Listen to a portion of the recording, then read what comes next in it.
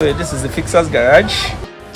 Welcome to my YouTube channel. My name is Just Debola, and in this video I'm going to show you Soft the Fixer and his garage on it, as it tells you a little story about himself and how he has been riding and his journey so far.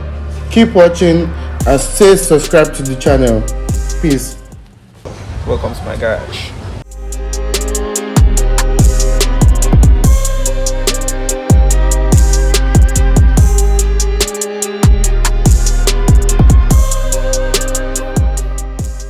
So how long have you been fixing bikes for? I've been fixing bikes now, give or take 15 years now. Wow, 15 years quite a lot though.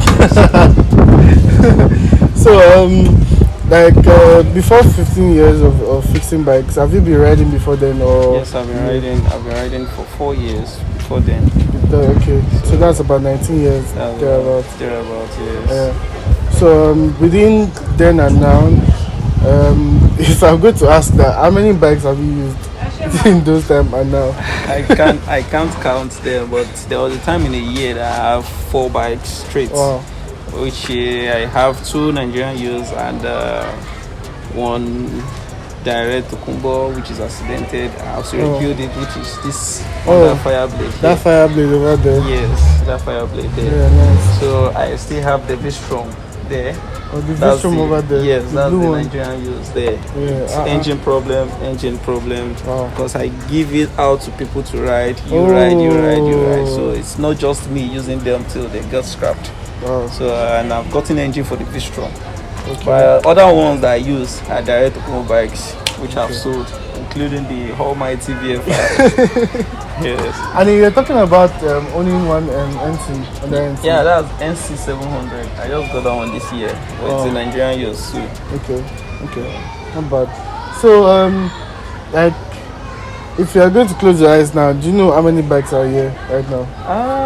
Well, I can't just put that in my head right now, but give or take, there are over 20 something bikes here. 20 or 30 or 50. So like I said, there are over 20 something bikes here. So, and most of them are being delayed with parts, and so I've not got time to check to fix them, their problems and sort them out. Okay.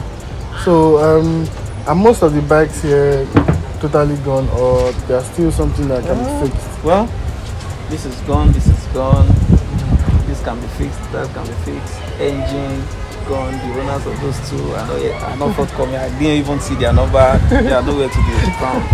So there are so many that I still want to work on them, and I'll wake them up. No. Yes. Oh.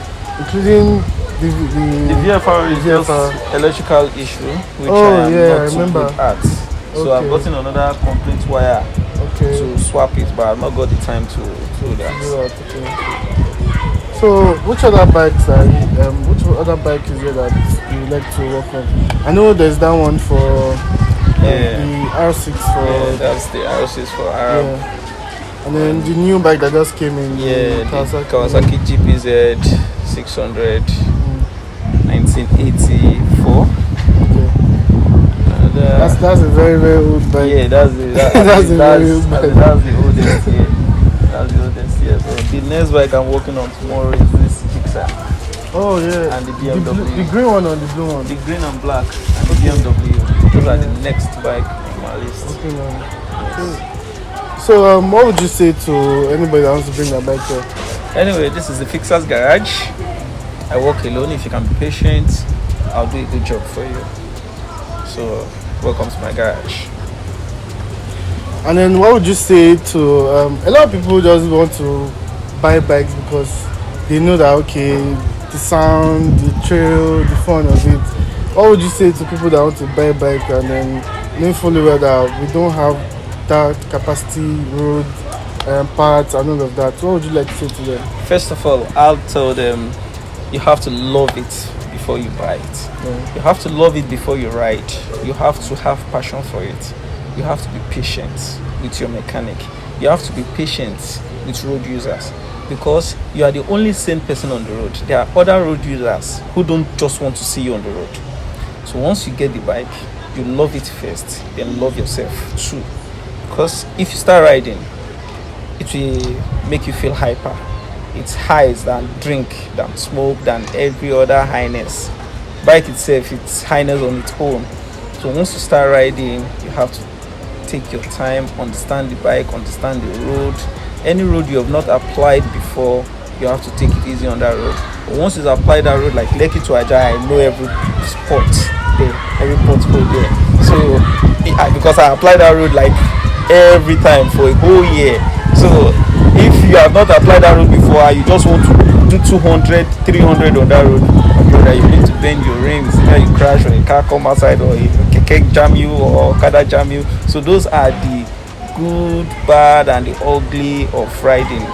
Other road users, you have to be very, very careful of them. Biking is life. Yeah. So what would you like to say to new bikers also? New bikers, well, if you're a new biker, I welcome you to the game.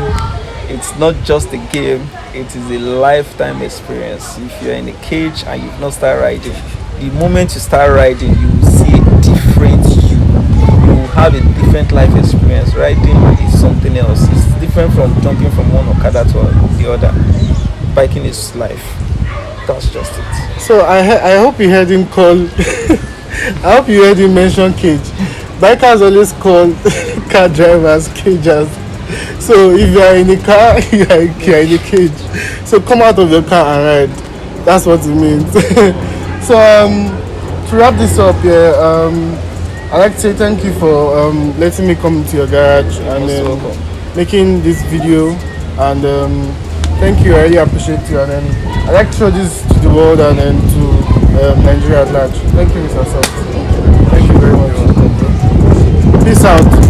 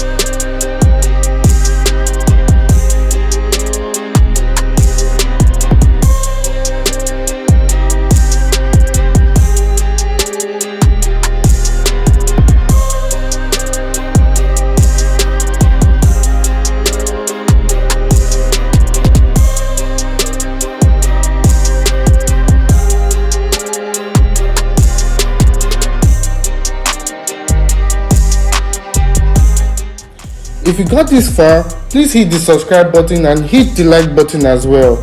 Stay tuned for more videos. Thank you.